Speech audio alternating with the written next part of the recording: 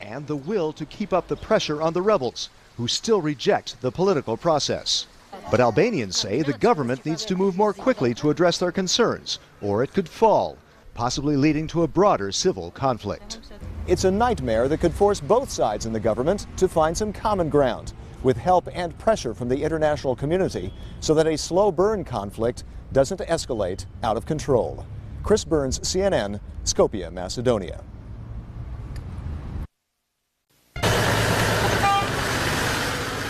Red Cross vehicles ferried dozens of ethnic Albanian villagers to safety.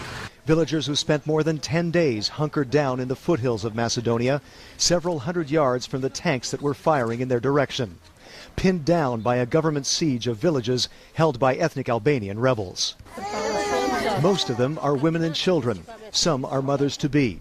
Some needed medical care. With them came tales of terror and worry for those left behind. So many are living in basements without food, water, medicine, said this pregnant woman. I left because I'm mostly afraid for my children. First, there's a ceasefire in the morning, and then Macedonian forces start shooting, he said. When we go out of the basement, they start firing grenades. The International Committee of the Red Cross says thousands of other villagers are still pinned down or refusing to leave their homes. The Macedonian army announced a dawn-to-dusk ceasefire to give villagers a better chance of fleeing. The ceasefire appeared aimed at easing efforts to reach a grand governing coalition of ethnic Albanian as well as Slavic Macedonian parties. That coalition, announced in a brief statement after intense talks Friday, is to grant greater rights and opportunities to the Albanian minority in an attempt to defuse the crisis. It remains to be seen how and when that agreement will change the situation on the ground for thousands of villagers. Any political deal depends on whether the fighting will cease and the rebels desist. But some guerrilla commanders are thumbing their noses at the political process unless they can be included in it. That could mean more fighting unless the rebels can be successfully isolated. Isolated politically and militarily, if a governing coalition can seize the initiative, and if Macedonia and its neighbors, including NATO-led KFOR, can cut off the flow of weapons to the guerrillas. Critical variables that could determine how soon thousands of villagers will no longer live in fear. Chris Burns, CNN, Skopje, Macedonia.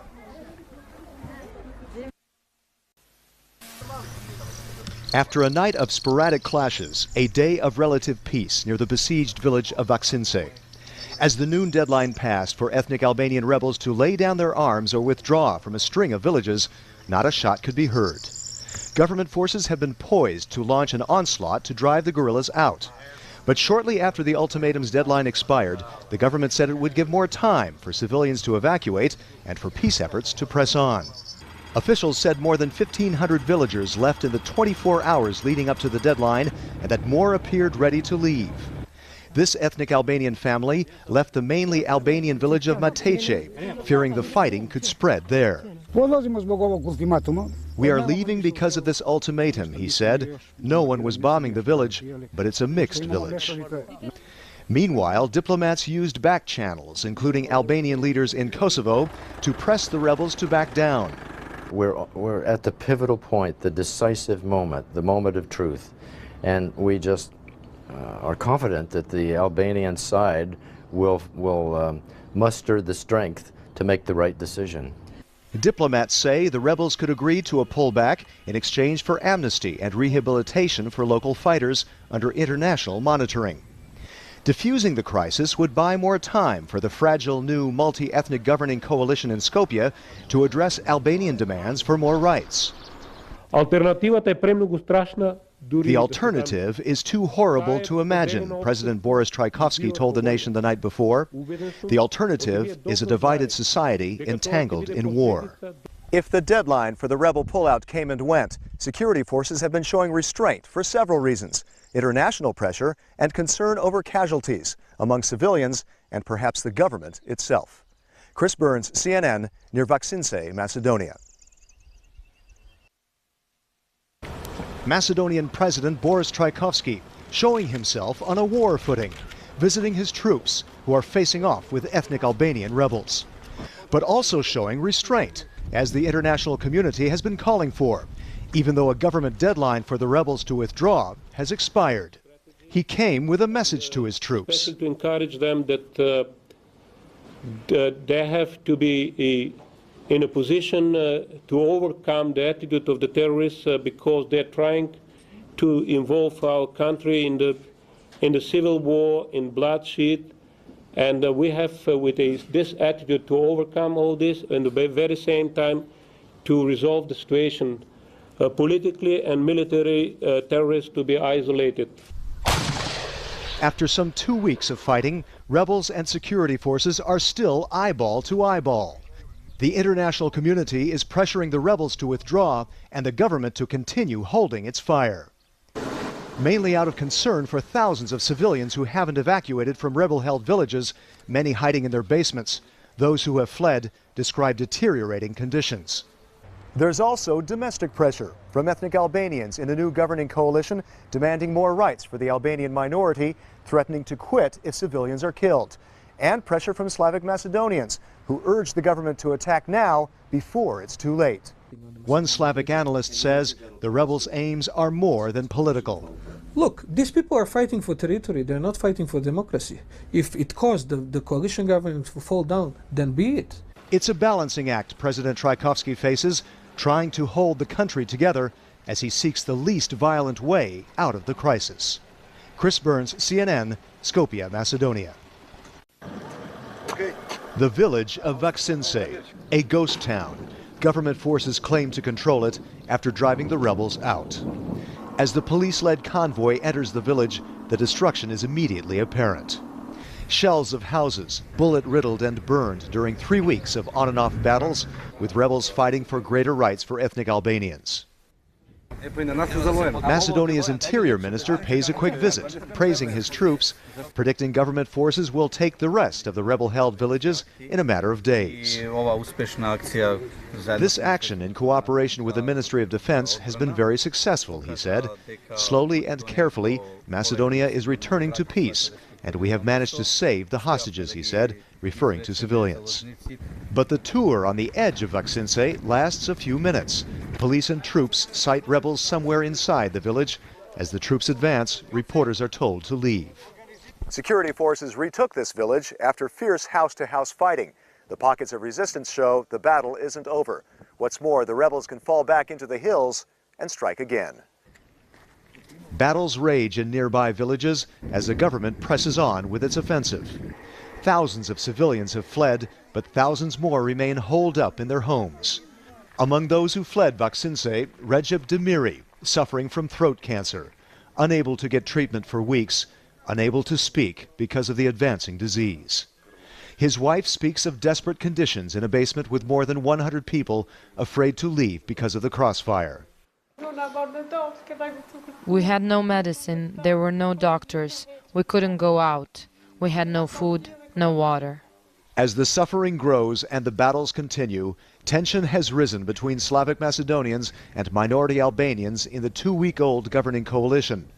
Albanian leaders have threatened to quit the government if civilian casualties continue to mount. That, some analysts fear, could signal the beginning of a civil conflict. Chris Burns, CNN, Vaksinse, Macedonia.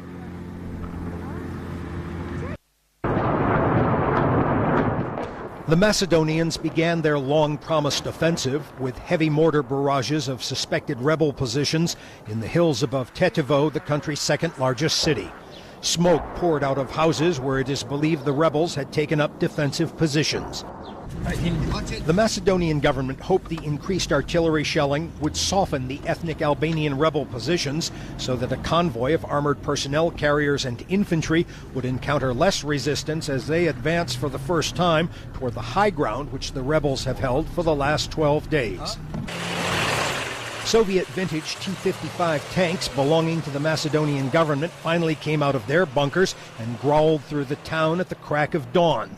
The tank's value in the mountains may be marginal, however, because of the steep inclines, because of limited maneuverability, and because the rebels are believed to have anti-tank weapons. The Macedonian government began ratcheting up the pressure Saturday when it employed for the first time helicopter gunships firing rockets into these same hills. By escalating the fighting, some analysts have warned the Macedonian government now risks creating even more sympathy among the country's largest ethnic minority, the Albanians. Still, Macedonian President Boris Trajkovski downplayed that risk. I think that there is no sense among the Albanian population to be on the side of the terrorists here. Macedonia's Slavic majority cheered the beginning of the offensive against the ethnic Albanian rebels. But while the Macedonians may be cheering, the international community has until now urged the government here to show restraint in dealing with the rebels. That restraint appeared to end today. Walter Rogers, CNN, Skopje, Macedonia.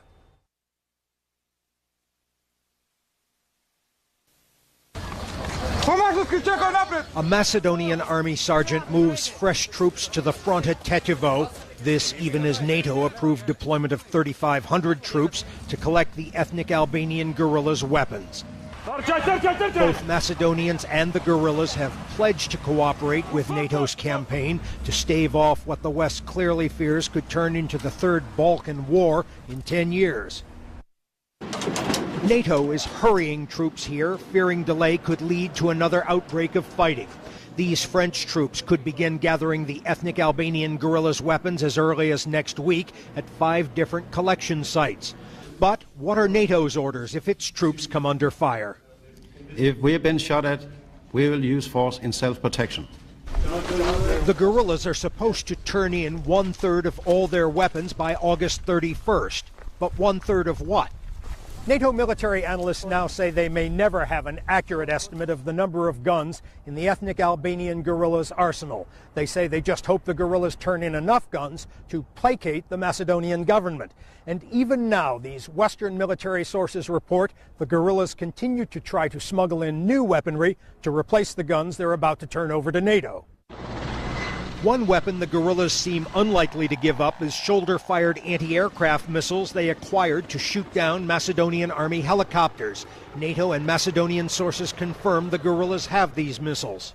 Macedonia's interior minister told CNN he thinks NATO's weapons collection plan is only symbolic.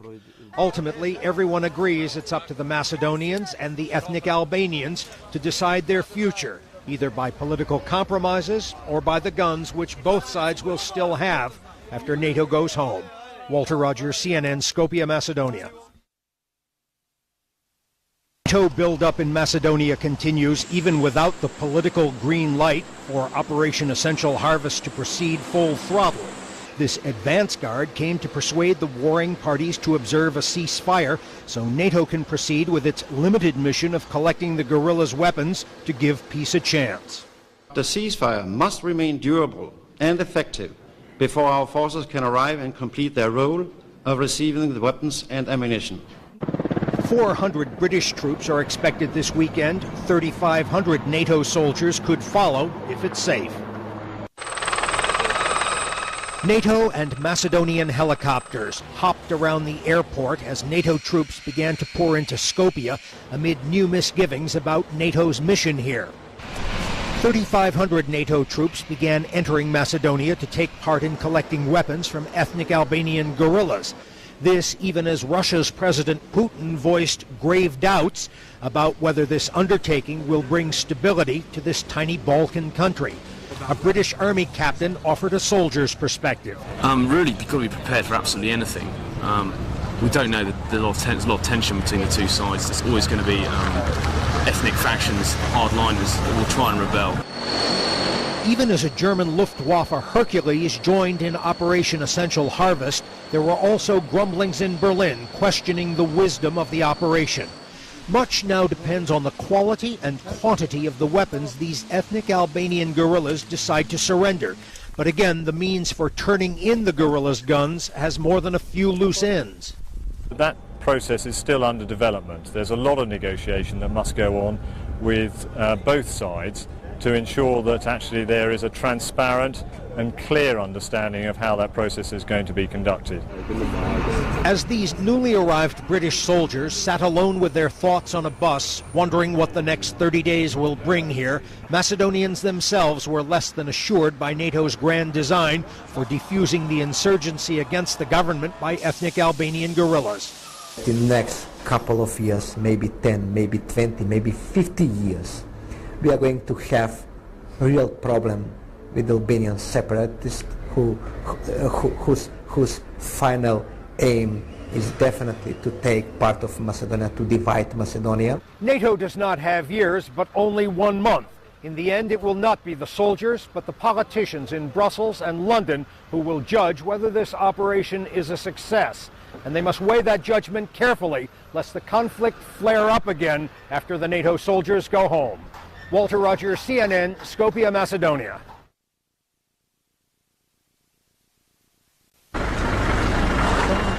A Czech Air Force plane flies in Czech paratroopers to provide protection for British commanders of a NATO force.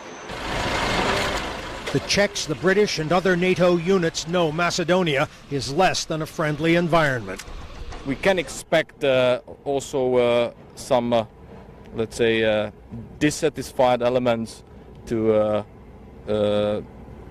try to hinder the mission. All the arriving troops also know many Macedonians believe NATO has tilted toward the ethnic Albanian guerrillas as they waged their war against Macedonia since February.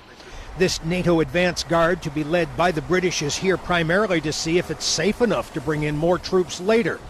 Then upwards of 4,000 NATO soldiers could come in to collect weapons the guerrillas voluntarily surrender.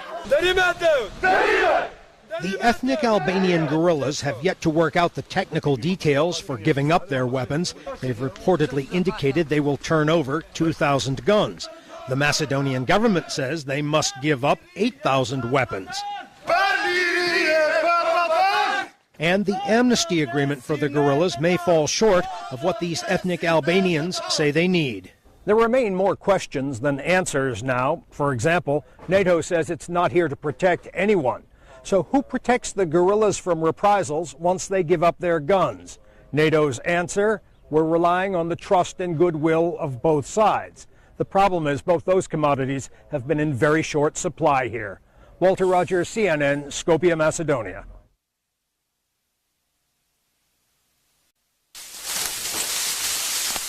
The ethnic Albanian guerrillas have some surprises for NATO and the Macedonian government when they start turning in their weapons, like this T-54 tank captured from the Macedonian army during the fighting for Raduša. The guerrillas proudly gave CNN this exclusive glimpse of their Soviet-era prize. And the guerrillas have more, at least 2 armored personnel carriers they took from the Macedonian army. Of course, this one is bullet-scarred and there are 2 flat tires, but the UÇK guerrillas are pleased as punch to show it off. Still, the guerrillas did announce they will turn in their weapons to NATO on a phased basis as long as Macedonia approves constitutional reforms giving minority Albanians here equal rights. The guerrillas' reclusive political leader, Ali Ahmeti, made his debut before the Western media to declare the war is now over. Wanted by the Macedonians for alleged war crimes, he portrayed himself as a man of peace who now wants reconciliation with Macedonia. The guerrilla leader also tried to put aside NATO fears, Ali Ahmeti saying the UÇK, the National Liberation Army, guarantees the security of NATO troops, adding there will be no problems on our side. There are more than a few flaws in the NATO weapons collection plan, and Western military analysts acknowledge some extraordinary blind spots in their intelligence. NATO hopes to collect between 2,300 and 3,000 guns from the guerrillas, including some 120mm mortars. But they also acknowledge that Macedonian estimates of the guerrillas having upwards of 6,000 guns could also be correct. In mountain villages, the guns fell silent and the ceasefire appears to be taking hold as these children cheered the UÇK, the ethnic Albanian guerrilla army, whom they see as heroes. But elsewhere, in villages like Raduša, there was evidence the ethnic Albanians paid a frightful price. Many of the human residents have become refugees. If the ceasefire holds, NATO may yet collect the Macedonian tank, but with modifications. Before relinquishing it, the guerrillas say they're going to paint it red, with the UÇK insignia all over it. Walter Rogers, CNN, with the ethnic Albanian guerrillas in Macedonia.